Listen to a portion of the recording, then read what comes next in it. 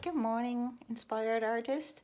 Thanks for joining me. I'm Diana Croft, for those that are new here, and I like to share something about light and shadows and how we can see tonal values better.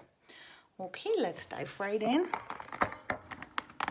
I'm still coming to you from my makeshift studio because I have my leg in a cast. Yeah, I broke my legs 4 weeks ago, but it's getting better, so there is a hope at the end of the tunnel. All right, anyways, I have been asked in my painting group how we paint light with watercolors, and that is a fantastic color question because we don't have the color white. The color white in watercolors is only to make colors opaque. It's not a very good tool to use when you want to paint light. And I show you what we need to look for when we paint light with watercolors. First of all, we need to observe the direction where the light is coming from. So when the light is coming from the top, hope you can see this. All right, here we are. When the light is coming from the top, then we need to spare out the area where the light hits right onto our subject, because the whitest white and the brightest light is the white of the paper. So we need to plan for it and leave this area, for instance, here on that ball, just white, okay? So when that light comes from this direction, then it hits in this area, then of course the shadow falls in this area here. Makes sense? This direction, light here, shadow there. When the light comes from the other direction, we need to indicate then it hits here on the ball first. So this is the lightest light, and we need to plan for the light. So we leave this area open, and then we have a middle value here and a dark value here. And then we get the illusion that the ball is round or apple or whatever we want to paint, and gets no more body with that. So when the light hits from here, then this area needs to be spared out and the shadow will be here, right? Makes sense. So let's think, when we have backlight, the light comes from the back. We have a beautiful sunset, for instance, and we want to paint a tree in the sunset, for instance. And when it really hits from the back, then we see just a small silhouette of light around our subject, and the inside is completely dark. And when the light comes from the front, then we just see the outside, and the light is hitting the subject right on, so it is very light, and we need to plan and spare out. In that instance, the shadow would be just here, right? Okay, so that makes sense. Following those tonal values, how we indicate light, when we paint a sky where the clouds are the whitest white of our scene, we need to spare out this area here and leave the paper dry and white and paint around it. Okay, makes sense. So with watercolor, we need to plan for our areas of light. So for instance, when we paint a landscape with a sunset, the sun goes down here, for instance, then the light hits the clouds from there, right? From down upwards. So then the orange or the pink or whatever color is in the sky would reflect on the clouds on the bottom. So there is our darkest shadow, or the ambient light from the sunset, which could be an orange or a red or a nice little pink or something. So vice versa, if we want to paint a sunny day and the sun is high up in the sky, then the sun comes from the top. So here is our lightest colors, and then in the clouds would be our shadow. So whitest white here, and in the clouds would be our shadow. So if we paint an overcast scene, for instance,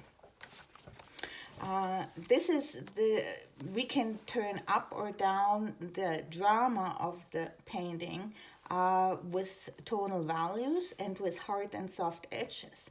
So for instance here we have a dramatic sky with blue, different types of blues. Here it's usually darker, and then we're getting lighter to the horizon. And if we want to really turn up all the drama we can master, then we need to leave this area white. On a bright day, for instance, it would look good like this. And then if we have overcast, then we would have a less distinct edges here. So I'm just going there to show you a bit more, less distinct edges.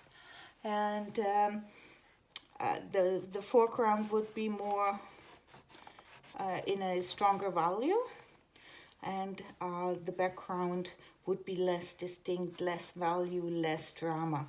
So for instance, in the winter time when we are painting a tree and it is overcast weather, then the tree would stand out with the edges, with strong edges, but the background would be quite muted. That's maybe the right color, the right way of putting it. Muted, with very soft edges and very little value in the background. I hope that makes sense for light and edges, turning up the drama and turning it down. We have a high light day, sunny, bright day. Then we have hard edges, and we have a muted day, overcast day. Then we have soft edges in the background, for instance. Okay, and one more thing with light and shadow. For instance, when we're painting our apple here, our apples, when we use a strong edge with a dark value, we can organize the order how our subjects are organized in depth. So this edge here, for instance, is a very hard edge.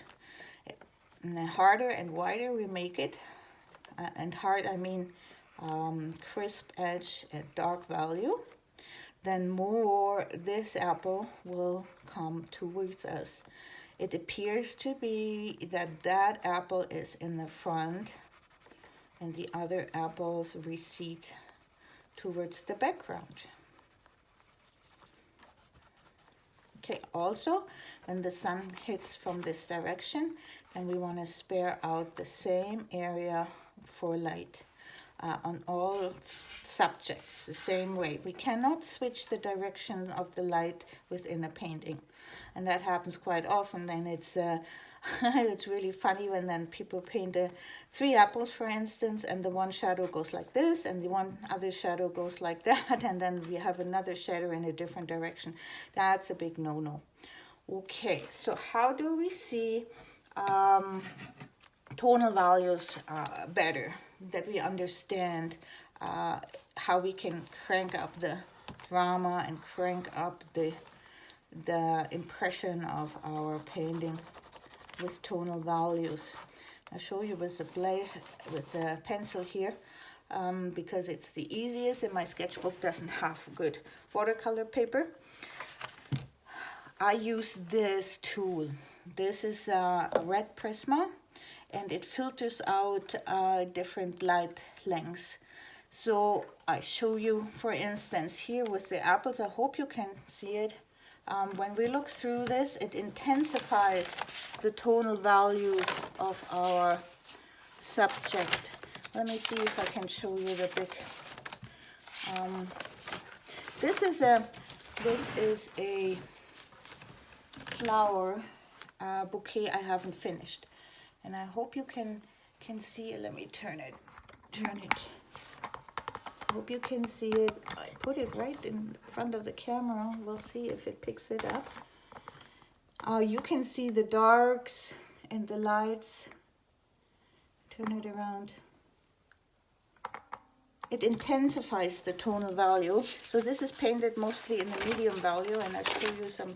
This is the same thing, but I worked a little bit more on it, and I hope you can see it. Let me see if I can get this better for you.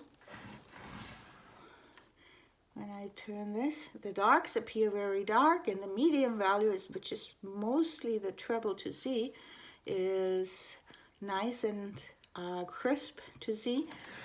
So this is a prism. You can get that in any art store. I love this tool. I always check my artwork looking through this before I call it done, to intensify the tonal values and see them better, and then I can understand better where I need to work, which areas I need to work, and to increase the value or decrease the value.